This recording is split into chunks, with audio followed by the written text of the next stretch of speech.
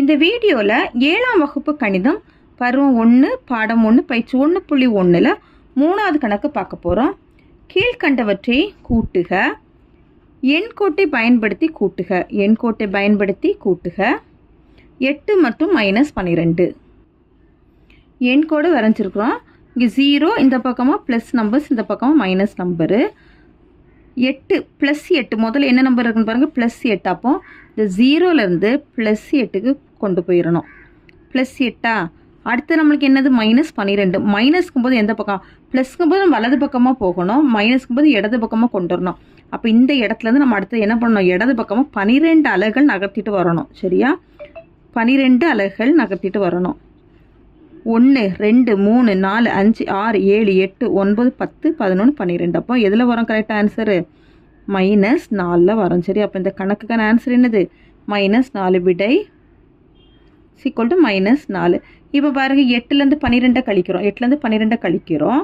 கழிக்கும்போது என்ன வரும், 4 கிடைக்கும். பெரிய பக்கம் என்ன குறி இருக்குன்னா மைனஸ் குறி. அப்போ -4 தான் நம்மளுக்கான ஆன்சரு. Second subdivision. எண்கோட்டை பயன்படுத்தி கூட்டுக. -3 மற்றும் -5.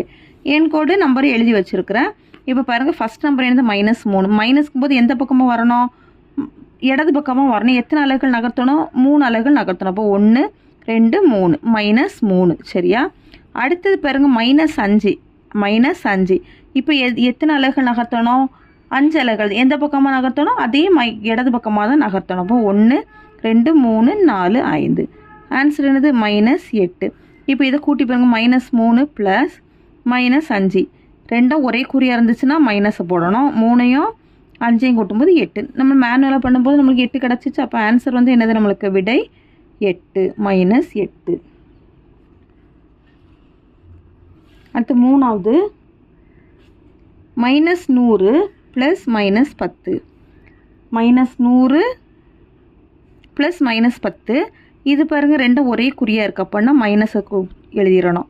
ரெண்டும் ஒரே குறியாக இருந்துச்சுன்னா மைனஸ் எழுதிடணும். மைனஸ் குறியாக இருந்துச்சுன்னா 100ஐயும் 10ஐயும் கூட்டும்போது 110.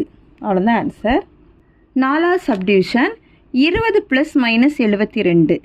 இப்போ பெரிய நம்பர்லேருந்து சின்ன நம்பர் கொண்டு கழிக்கணும். 72லேருந்து 20 கழிக்கிறோம். 72லேருந்து 20 கழிக்கும்போது இங்கே 2, 7லேருந்து 2 போயிடுச்சுன்னா 5. பெரிய நம்பருக்கு என்ன குறி இருக்கு பாருங்க, மைனஸ் குறி இருக்குது. அப்போ -52 தான் இந்த கணக்குக்கான ஆன்சர். அடுத்து 5வது, 82 + -75. 82 + -75. இதுவும் பாருங்கள், இது ரெண்டுமே வேறு வேறு குறியாக தான் இருக்கும். ஒன்றில் ப்ளஸ் இருக்குது, என்னோட மைனஸ் இருக்குது. அப்போ என்ன பண்ணணும், ரெண்டுத்தையும் கழிச்சிட்டு பெரிய நம்பருக்கு முன்னால் குறியை போடணும். 82லேருந்து 75 கழிக்கணும். 82லேருந்து 75 கழிக்கும்போது என்ன வரும் அப்படின்னா 7 வருமா. 82லேருந்து 75 கழிக்கும்போது 7. பெரிய நம்பருக்கு முன்னாடி என்ன குறி இருக்குது அப்படின்னா ப்ளஸ் இருக்குது. அப்போ +7 வரும். ப்ளஸ்ஸுங்கும்போது நம்ம ஆன்சரில் வந்து அந்த ப்ளஸ்ஸை நம்ம எழுதணும்னு அவசியம் இல்லை. அப்போ வெறும் 7 தான் ஆன்சரு. அடுத்தது 6வது கணக்கு. -48 ப்ளஸ் -15. இது பாருங்கள், ரெண்டுமே சேம் குறியாக இருக்குது. அப்படின்னா அந்த மைனஸ் குறியை தூக்கி அப்படியே எழுதிக்கணும். 48ஐயும் 15 என்ன பண்ணணும்னா கூட்டிக்கணும். 13 மீதி 1 63. அப்போ ஆன்சர் என்னது அப்படின்னா -63. அடுத்தது 7வது, -225 ப்ளஸ் -63. இதுலேயும் பாருங்கள், ரெண்டும் ஒரே குறி, மைனஸ்க்கு ஒரே சேம் குறியாக இருக்குது. அப்போ மைனஸ் குறியை கொண்டு போட்டுக்கிட்டு 225 63 கொண்டு கூட்டணும்.